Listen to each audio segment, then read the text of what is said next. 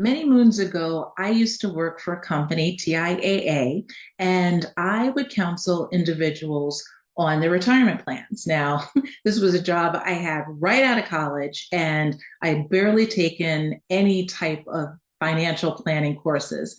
But we had an awesome training program, and I felt more than prepared to have these conversations with people, oftentimes three times my age. Most of them were now in the process of retiring, usually from institutions of higher education, and they were looking to start that next phase of life.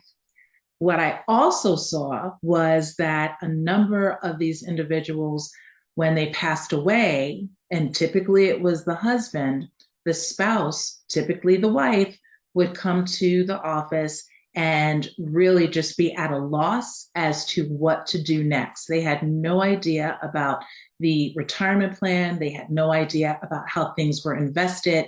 They had no idea about what the next steps were for them in terms of what type of benefits they would receive as a result.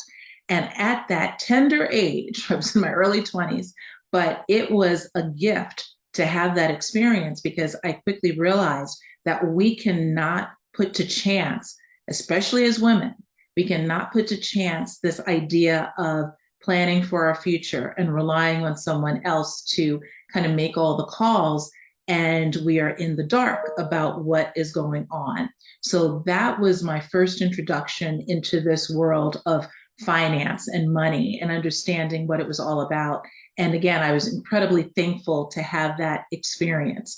And I bring this up because as we are in March, and we know March is the month of the woman, so we know that there's going to be a lot of focus placed on women and all of all different backgrounds. But because of the work that I do in the field of estate planning and knowing that statistically women will outlive men or the female spouse will outlive the male spouse, it's critically important that you know what these plans are about and that you have a plan in place. Don't rely on your partner to make all the decisions. Get involved and stay involved.